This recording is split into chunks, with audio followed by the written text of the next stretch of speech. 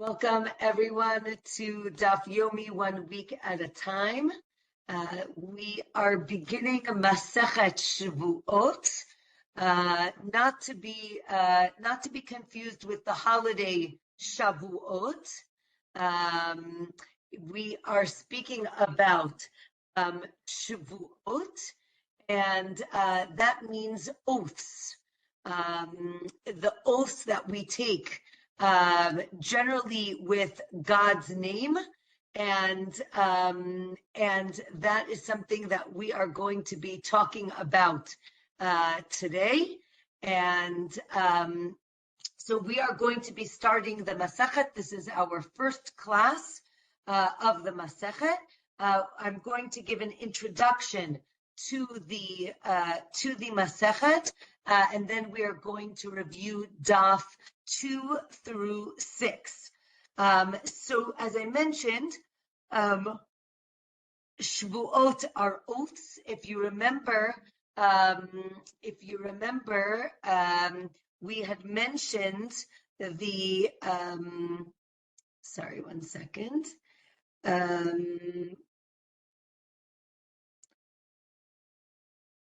Okay, sorry. So we had mentioned when we were speaking about, if you remember in Masechet Nedarim, we learned about vows. This Masechet speaks about oaths, and we will discuss what the differences are. Not in the beginning of the Masechet though, but I'll tell you in general what we are going to be mentioning. As we know, in the halacha, in the law, we take our speech very seriously, and one can create a prohibition of an activity, right? One could say that they swear they will not eat bread today, or that they will eat bread today, right? So you can create a prohibition, I won't do something, or you can create an obligation, I will do something. You can also use it, an oath, to attest to the truth, right? You can say, I swear that I bought yogurt yesterday from the store, right? Something that already happened in the past. And because we discuss the fact that our language is very powerful, we know that it is very bad if someone swears falsely, right? We have mentioned this in the past as well. There are different types of oaths that one can take. The first is called Shevuot bitui. This is an oath of utterance. Either that I will do something or I won't do something. You cannot do it to somebody else, right? I can't say, right, I swear that you are going to eat bread today.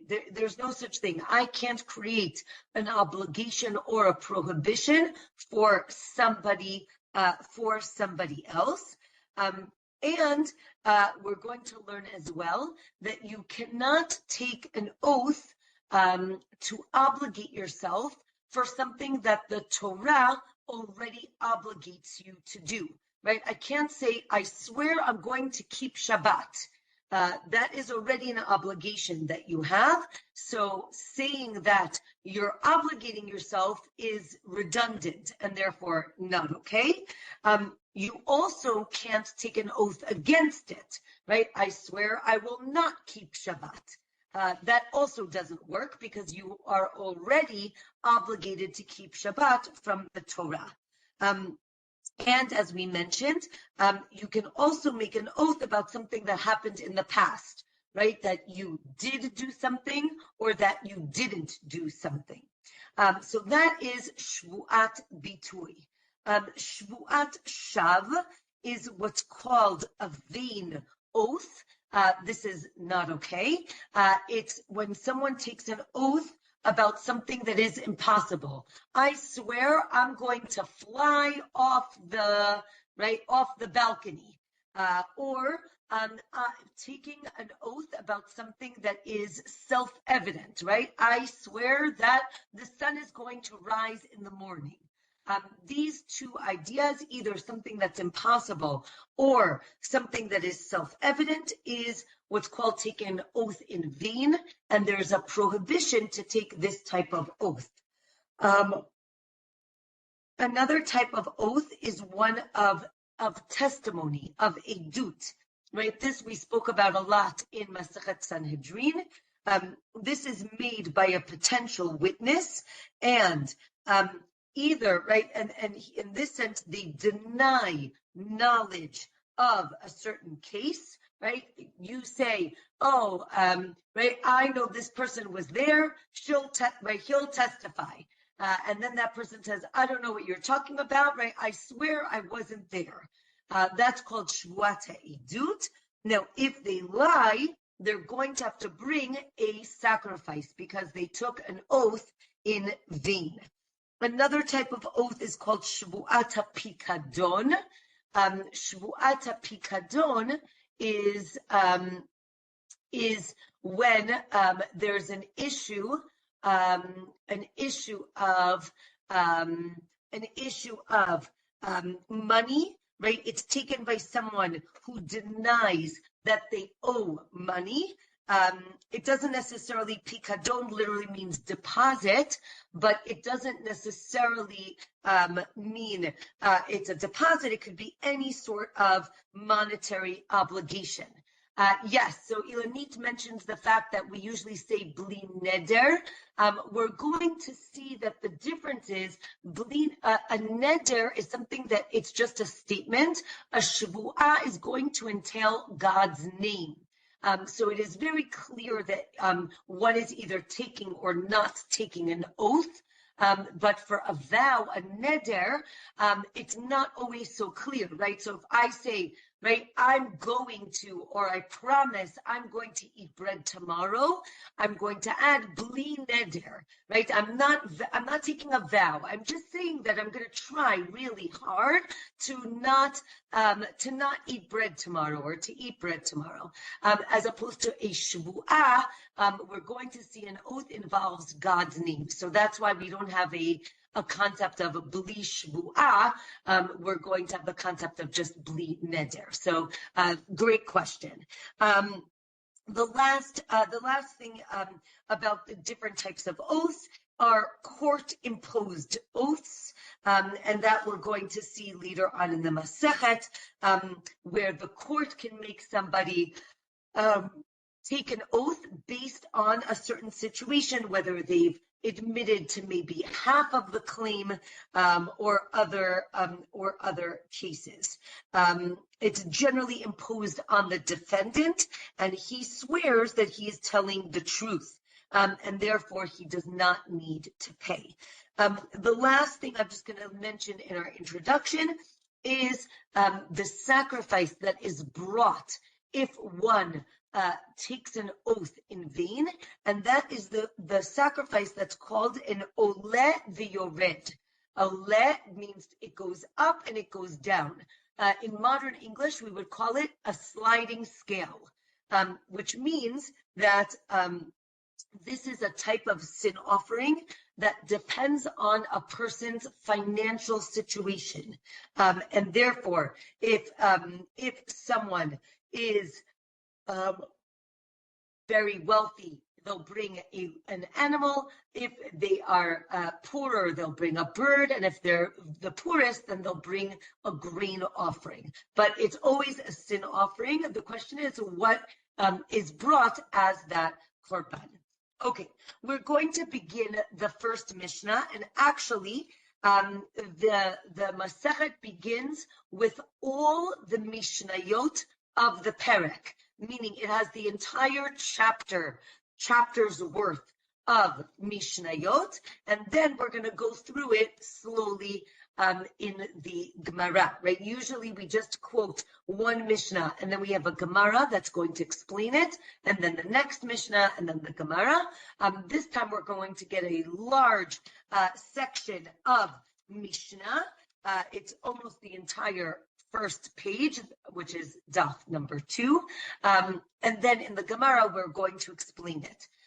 One last one last comment for introduction is that many times in the beginning of a Masechet, we end up speaking about either literary or linguistic ideas before we actually get into the actual topic of the Masechet. So those of you who have been learning for a while, usually when we get to about page 40, the Gemara will say, well, let me tell you what we're talking about in this Masechet, right? Let's talk about the basic idea. So here as well, even though not even though, but though the Masechet is called Shevuot, we are going to spend the first chapter, other than the first, we're going to spend the first chapter not really discussing oaths at all, rather other things that are one could say tangentially related. So you will see we're going to talk about a wide range of things that are going to be connected for certain reasons, and we will see that as we continue. We're going to begin with discussing things that you are going to be liable to bring the korban olev yored, the sacrifice that I mentioned, and those are going to be numerous things, one of which is oaths, but other things as well. Okay, so let's begin on daf 2. Again, as you remember, we always start on daf 2. The idea is that it's always just a continuation of what we've learned in the last Masechet, or as I've heard the beautiful idea that the first page, right, page number 1 is derech eretz, learning to be a good person. Page number 2, now we start learning our Masechet. Okay, so the Mishnah tells us oaths are 2 that are really 4. This is a cryptic statement, which the Gemara is going to explain. And because we have, again, if you remember, Mishnayot, a Mishnah is the oral Torah, and it was before it was written down, before it was codified, it was transmitted orally. Because of that, things are going to be concise and matched together thematically. So because we have this interesting characterization of, in Hebrew, it's shtayim shehem arba, 2 that are really 4, the Gemara is now going to mention other things that are also 2 that are really 4. And some of them you have learned already, some of them you have not. Okay, so oaths are 2 that are really 4. What does that mean? So we have, again, as we mentioned, in the future, I will or I won't. Those are the 2. But we can expand it to 4, which is in the past. I did and I didn't. So again, that's 2 that are really 4. Now, the next thing that we are going to mention, and we're going to spend a lot of time on this, is what's called in Hebrew yediot hatumah, knowledge of impurity. This means that we'll talk. The transgression is one who is impure, one who is tameh, is not allowed to enter the temple area, the mikdash, and is also not allowed to eat sanctified foods, right? Kodshim, right? Something that is kadosh, generally sacrificial meat or truma, something that is kadosh, you are not allowed to eat. So this, and you have, the idea is that when you actually did the action, you did not remember something, right? You did it by accident, but you had a knowledge that, and we'll see in a minute, basically either before or after, that you shouldn't have done what you did. When you did it, you didn't realize, right? So again, knowledge of tumah is 2 that is really 4. So again, the option is either you forgot that you were tameh and you went into the temple area, or you ate from the kodshim, from the sanctified food, or you knew that you were impure, but you were walking and talking with your friend and you didn't realize that you walked into the temple area, or you were distracted and you ate a sandwich and you didn't realize that it was a sacrifice meat sandwich and you didn't realize what you were doing. So again, you either forgot that you were impure or you forgot where you were going or what you were doing.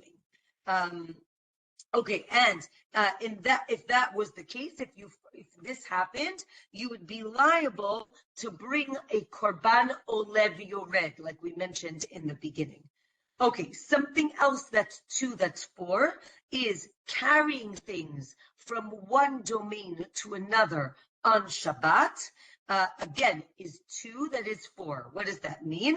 Right? If you go from the private domain to the public domain, you can do that in 2 ways. If you remember, it was a long time ago, but in Masechet Shabbat, the Masechet begins where a poor person is standing outside in the public domain, and a person is standing in their house in the private domain, and something transfers between the two, right? So either, right, so if we're talking about the first thing, which is going from the private domain to the public domain, so either the person who lives in the house puts something outside into the hand of the poor person, or the poor person reaches his hand into the house and pulls something out.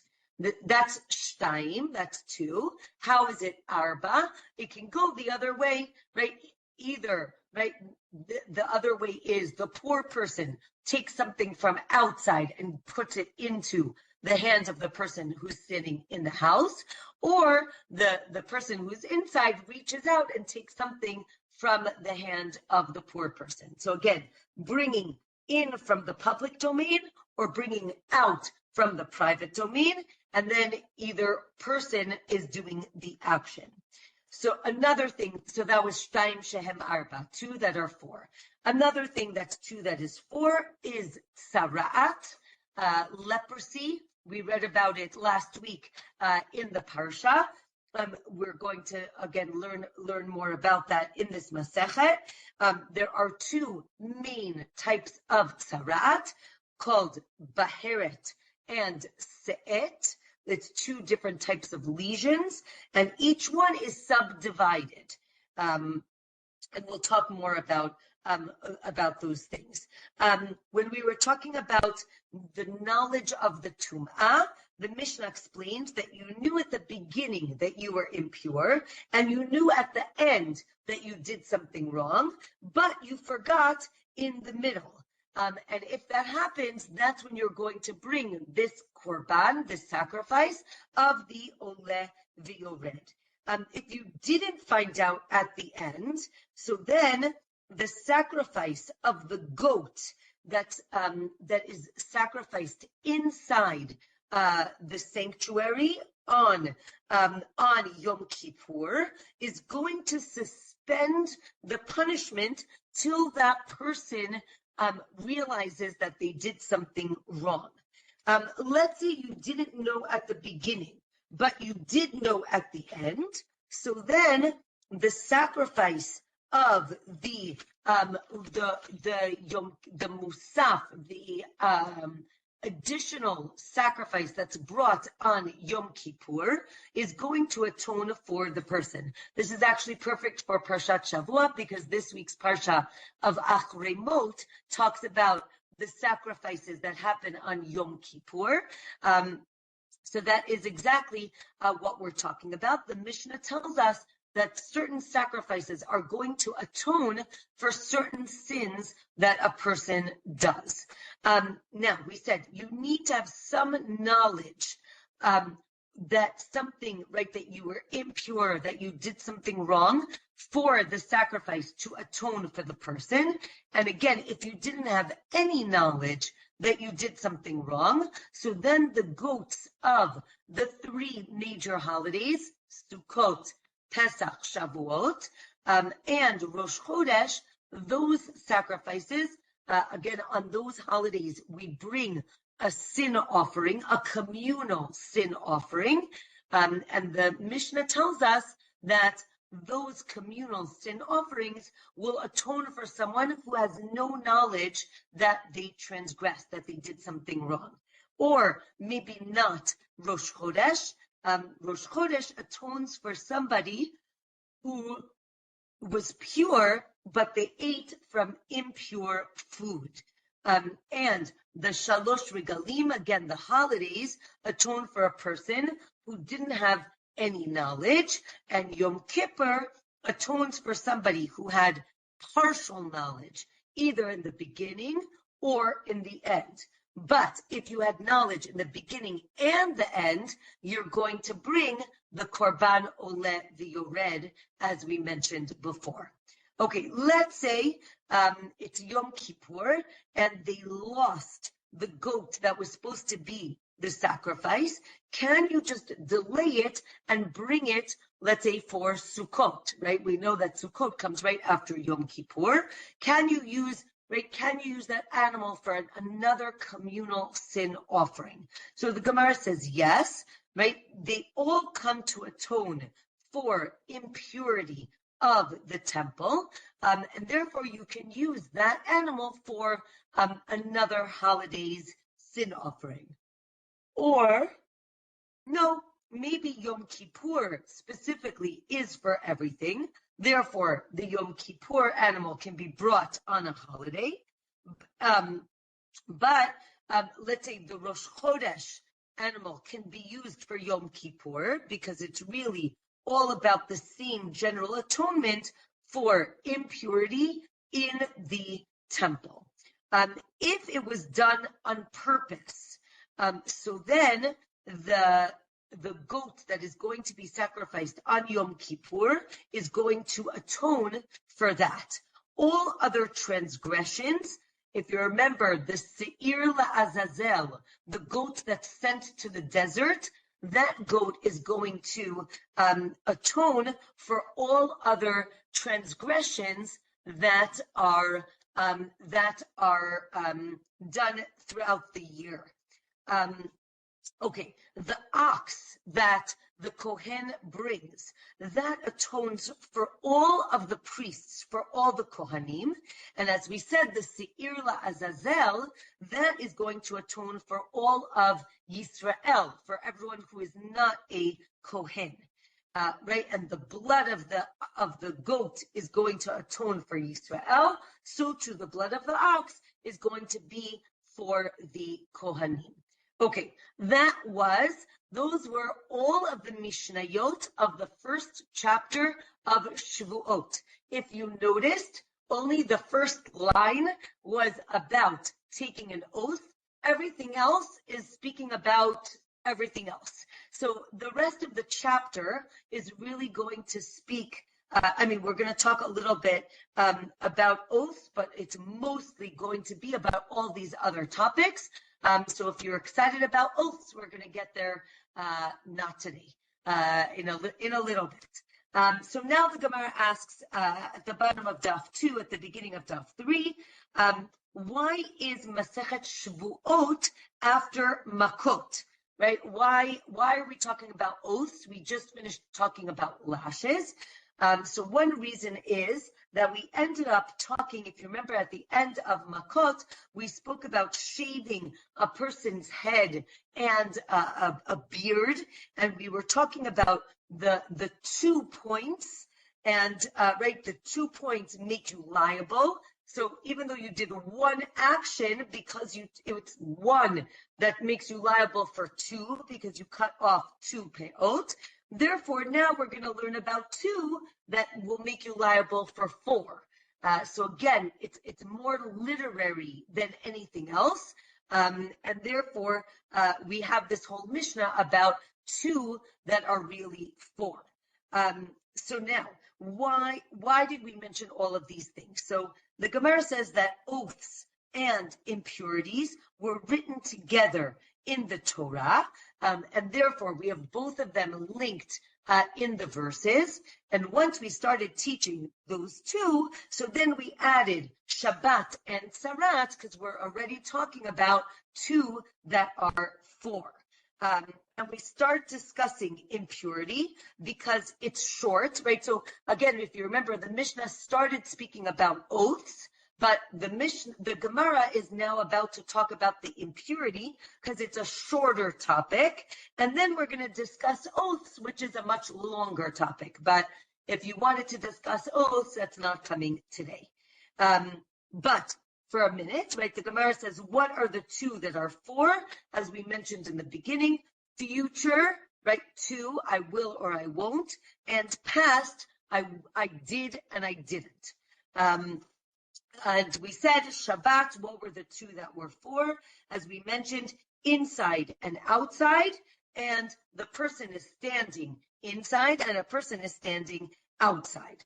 Now, just to speak about oaths for a few minutes, Rabbi Ishmael says that you're only liable for future oaths, right? I will or I won't, not oaths in the past, right? That's something else. Rabbi Akiva says you're only Rabbi Akiva says you're liable for also in the past, and he says you're only liable about eating something that is impure, but not going into the temple when you are impure.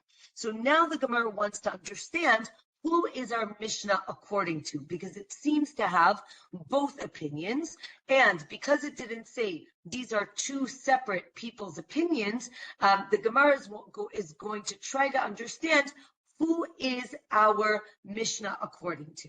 So one opinion is that it's really like both of them, right? Some are liable and some are exempt, meaning when we said shtayim shehem arba, two that are four, it doesn't necessarily mean that you're liable for all four, but there are four different scenarios. But that doesn't seem to be consistent, because when we speak about tzarat, those are four different types of tzarat, and therefore that can't be that our Mishnah is talking about some things that are liable and some things that are exempt. Rather, our Mishnah must be like Rabbi Ishmael, and it's teaching us that you will be liable for lashes, but not for a sacrifice for all four of these things, right? Maybe, right, in the past, you get lashes because you lied. In the future, right, let's say you say, I won't eat, and then you did. Okay, I can understand that you would get lashes because you did something, you did an action.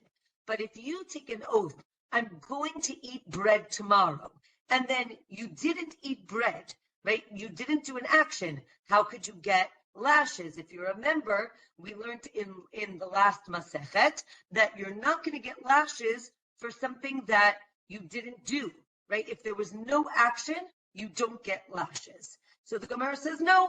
Rabbi Ishmael says that you can get lashes even if there is no action, right? Because again, you said you were going to do something, you didn't do it, you should get lashes.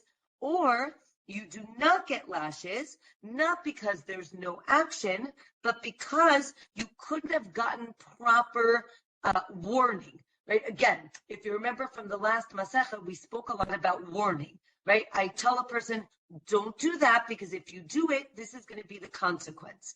Now, I can't do that for the negative, right? If I say, right, I'm going to eat bread, I can't walk around all day tomorrow and say, don't eat bread, don't eat bread, don't eat bread, right? Meaning, you're saying that you're going to do something. There's no way to warn for something that you're not going to do, right? The idea is you just didn't eat bread all day. How can someone warn someone to not eat bread? It doesn't work. And therefore, right, again, right, that doesn't work when you get a warning for something that you're not going to do, right? So an example of this is that you don't get lashes for leaving out for leaving over meat of the Korban Pesach, because again, I can't, if I just say, don't leave it over, you're not doing any action right now. Therefore, that's not proper warning. Or the Gemara says maybe that case is different, because if you remember in the last Masechet, we mentioned that Korban Pesach is unique in that it is a negative commandment that's followed by a positive commandment. And that's the reason that you don't get lashes. But maybe otherwise, in another type of transgression, you could get lashes, even if there is no action. Let's say a person says, I won't eat this bread. And then he says again, I won't eat this bread, or he swears that he won't do it. You're only liable for one oath. Again, that's called a Shevuot bitui, and you get lashes if you do it on purpose. Daf 4 tells us if he says, I'm going to eat it, and then he didn't, again, as we said, because there's no action, the person does not get lashes. Okay, our Mishnah deals, so we said that maybe our Mishnah is dealing with a person who gets lashes. Therefore, right, what would that have to do with tzarat? Tzarat is leprosy. That has nothing to do with lashes. So the Gemara explains, maybe we're talking about if a person cut off a lesion, right? They cut off the tzarat, which you're not allowed to do. If you cut it off, you would get lashes. Same thing with carrying out on Shabbat. You could get lashes, even if you were warned that you could get the death penalty in the court. And as we saw in the last Masechet, this is a machloket if that warning works. Okay, now let's go to this concept of knowledge of the knowledge of warning as opposed to awareness. If you remember, we had originally interpreted the Mishnah speaking about an awareness. A person was aware that they were impure, then they forgot, and then they were aware again. So one opinion is maybe we're talking about there was some sort of warning, right? Because if we're talking about lashes, then you have to have some warning. But then the Gemara says, no, it can't be that our Mishnah is talking about lashes. Rather, it's talking about the awareness, the way we defined it in the beginning, that we're talking about an awareness of the person knowing that they were impure. And therefore, our Mishnah is according to Rebbe. Rebbe is the way we call Rabbi Yehuda Hanasi. And he holds like Rabbi Yishmael and like Rabbi Akiva in two separate things. And therefore, it's all according to Rebbe, but it's like the two opinions of Rabbi Akiva and Rabbi Yishmael. The Gemara here now brings up a form of understanding verses in the Torah.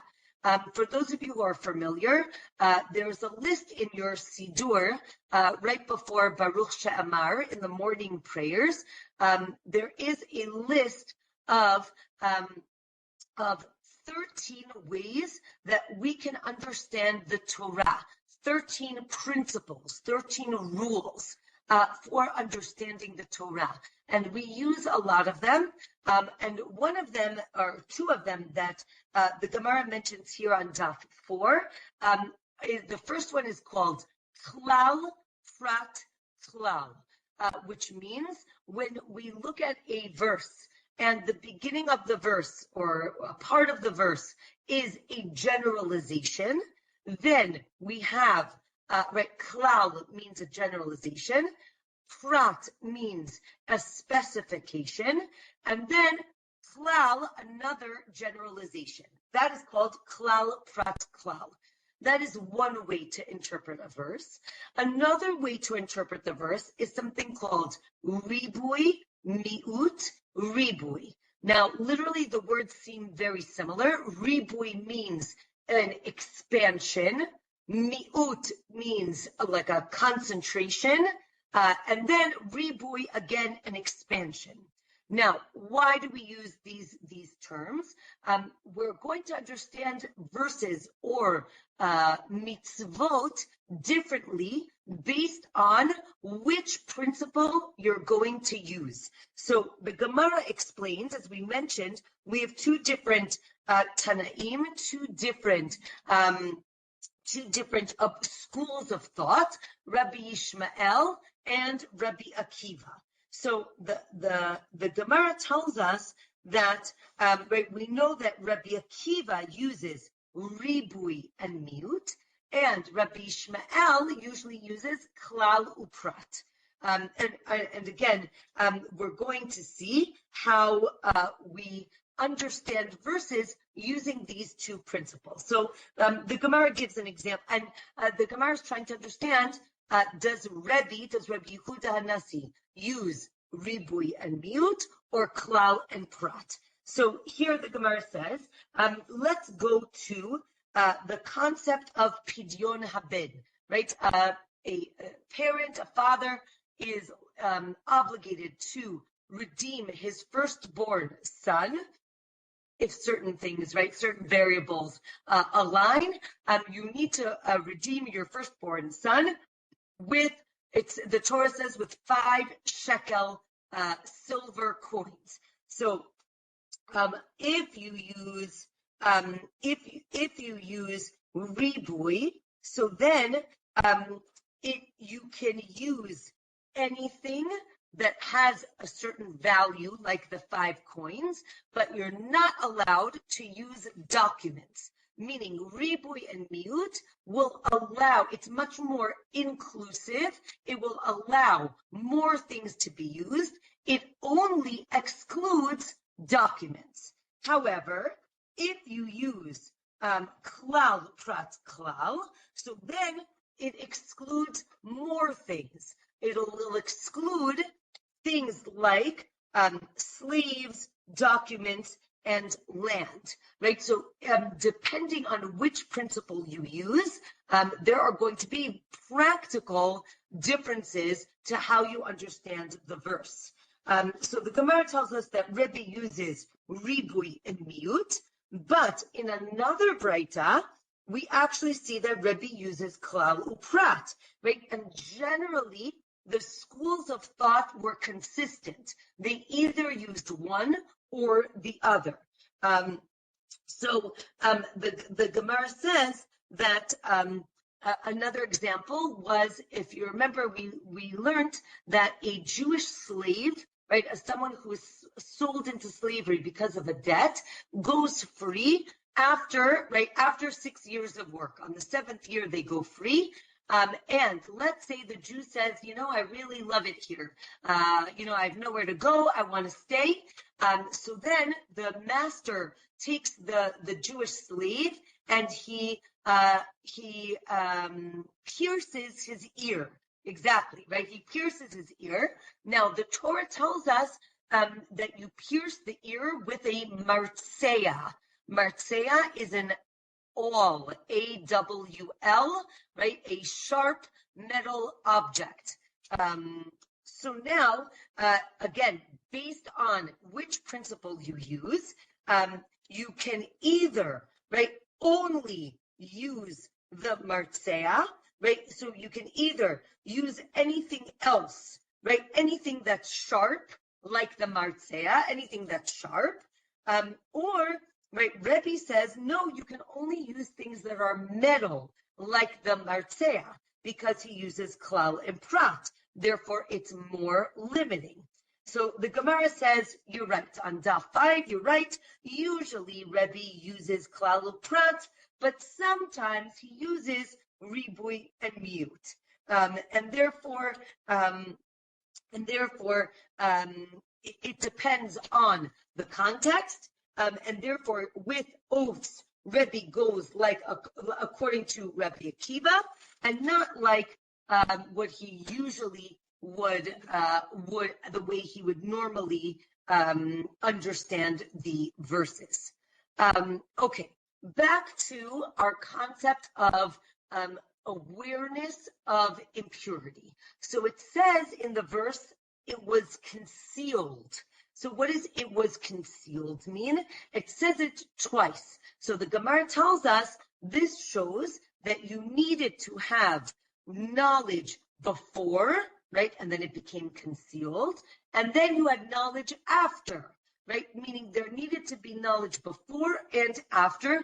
And if that is the case, then you'd be liable to bring the korban olev yored. Or maybe when it says the word ne'elam, right? It was right. You forgot, or it was concealed, and he didn't know. That's how you understand that you need knowledge before and after. But was concealed, maybe that teaches that if you forgot where the temple is, or that this food is sanctified, you would also be liable. And again, the Gemara explains, when it says it was concealed, it means that you knew beforehand. Then the Gemara says, wait a minute. We have other places in the Torah where it says was concealed, and it doesn't mean that they knew beforehand. We have it with Sotah. If you remember, Sotah was the wife who is suspected of having an affair, and it says that right, v'ne'elam, it was concealed from her husband. Does that mean he knew before? No, it can't be that he knew before, right? He doesn't know. That's the whole point. So the Gemara says, you're right. Or the Gemara says, maybe, right, when is this original knowledge? It's that he learned as a child that you're not allowed to go into the temple when you are impure. It doesn't mean that in this case, he knew that he was impure and he shouldn't go into the temple. But the Gemara says, wait a minute. So then how can you, if you're going to say, oh, every child learns it when they're young, how could you ever have a case of someone who didn't know if you're going to tell me that every child learns it? So the Gemara says, maybe the child grew up in a non-Jewish environment, didn't go to Jewish day school, therefore they never learned it. And that's how they don't have awareness beforehand. Okay, we're going to leave that for now. Let's talk about Shabbat. We had mentioned in Shabbat that there are two that are really for. Remember, we said inside, and two that are really for outside. But here, right, we're only talking about one set, meaning these are the again, we're going to show you, we're going to say that there are general categories and subcategories. But here we're talking about general categories. So the Gemara says, right, what are the general categories? What are the avot? Those are yediot, things that you take out. From inside, you take them out. Again, maybe two are liable and two are exempt. The Gemara says, no, we have to have a case where all four situations are liable. And therefore, again, the Mishna uses the word yediot, which literally means to go out. That implies you're taking something from inside, from the private domain, and taking it outside. But the Gemara says another yetziah is what we would call in Hebrew hachnasa, bringing something from the outside in, right? Lahachnis, to bring in. And those, right, and the Gemara says, even though we're using the word yetziah to mean to take out, it can also include things that you bring in, right? We would normally say transferring something from one domain to another. It doesn't matter if it's going in or out. That doesn't really matter. And now we're going to talk about tzarat. Okay, so tzarat, as we read in last week's parsha, tzarat is a spiritual illness that has physical manifestations, right? It has lesions, and there are different types of lesions. So baheret means that it's white. and some are other categories are the colors of snow and wool. So we're going to see there are 4 white colors. 2 are avot, 2 are general categories, and 2 are subcategories. So the 2 avot, the 2 main categories are baheret, which is like snow, that's the whitest, se'et, which is the color of wool, right? So wool is a little off-white. Again, we'll talk about what wool in a minute. And then the subcategory of baheret, of the snow, is the color of lime, right, that they used in the temple. And the subcategory of se'et, which is the wool, is the color of egg whites. So it's a little like less we mentioned. So if you put it in order, we're going to have snow. We'll call it number 1 is snow. Number 2 is wool. Number 3 is lime, like what you put on walls. And in Hebrew it's called seed. And number 4 is the egg, like the egg whites. So those are the 4 different colors, and there are different opinions on if you can combine different colors. So there are going to be 2 opinions on how they can combine. Either the Av and the Tolada, meaning the general category and then the subcategory. So that would be number 1 and 3 and 2 and 4. Or it's going to be colors that are next to each other, right? 1 with 2, 2 with 3, 3 with 4, right? So those are 2 different opinions on how the colors can combine in different lesions. So those are the 2 different opinions, and we need a kohen, right? The priest is the expert. He needs to be an expert in seeing these lesions. He has to know the names of each one. So he has to know the names of each one and the exact color. Another way that they describe the color, so we had snow, wool, lime, and egg yolk. Another opinion is if you would take milk. So the Gemara says you take 4 cups of milk and you put different numbers of drops of blood in each, sounds gross, but in each cup of milk. And then, right, the white is going to change, right? It's going to be less white. And that's like how you can understand the different colors. And then the Gemara talks about each type of lesion. So baheret, that's the one that was snow. That's the whitest. And it's a very deep white. And what does that mean, deep? It actually looks like it's depressed in the skin because it's surrounded by a darker color. It looks like it's deeper in.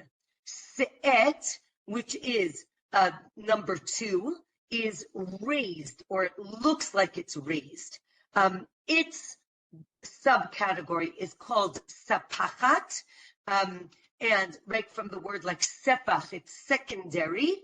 And baheret also has a second, like a subcategory. We said se'et is like white wool. What does that mean, white wool? It is clean, and it's the wool from a day-old sheep that was cleaned by its mother and then covered. So it stays very white, but again, it's not that bright white of snow.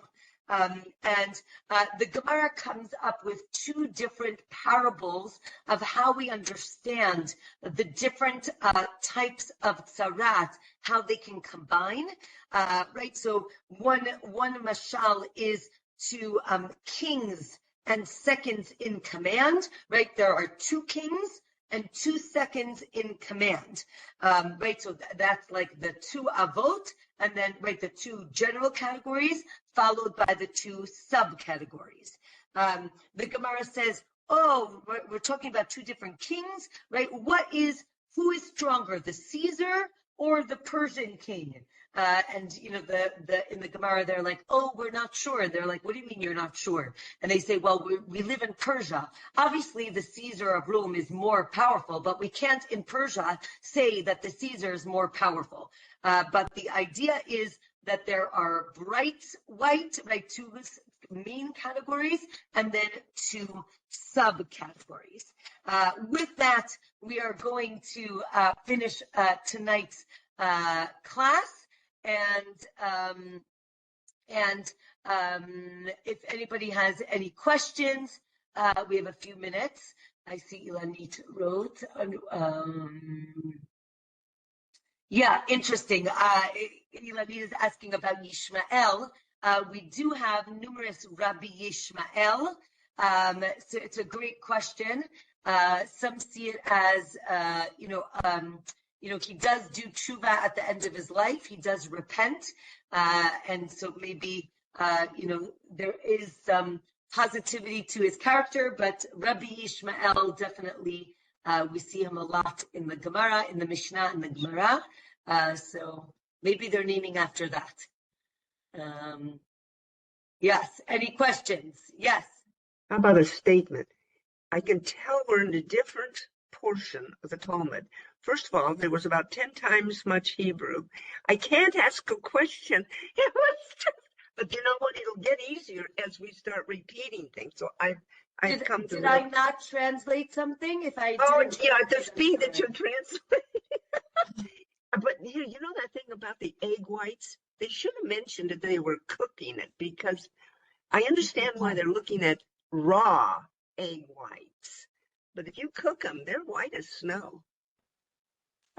Yes. So someone just asked, it's not egg yolk, it's egg white. Yeah. It's a great question if it's cooked or uncooked. Or beaten up. Right, or whipped, right? Maybe. I'm not sure. Let's see if the Gemara next week we will. I would imagine is like when you're starting to whip it, it's a little bit frothy. That's the color that they mean. That's my imagination. I don't know if it's true or not. I'm not sure. I'm not sure. It's a great question. What did you say? That when you start whipping it up, the egg whites, they become a little frothy. So it's because of the movement. It picks up translucent, oxygen. But it's a little bit of white, but not a strong white, because once you fully whip it, it's a stronger white. Yeah. Thank you. No, Naomi's asking not the shell. No, I don't think it's the shell. Krum beitza was the way they used it. So I don't think it's the shell. No. Okay. Wishing everyone a Shabbat Shalom, and Be'ezrat Hashem, we will meet. Yes, I'm sorry, it was a little complicated. I think whenever we speak about purity and impurity in the temple, it gets a little complicated. But we will get to oaths very soon, just not yet. I just want to make a comment. Ilanit, kol hakavod, your questions are spot on. It's just like I love your questions, and your questions and your comments. Yes, thank you. I just want to thank you. Beautiful to hear that encouragement. Thank you. Thank you, everyone. I just want to thank you for your excellent summary. It's you did such a wonderful job. Amazing. For a lot of complicated stuff. Absolutely. And I'm also amazed they fit in such a small amount of time, a short amount of time. It's very impressive. Standing ovation. Thank you so much. Thank you so much, everyone. Bye-bye. Bye-bye.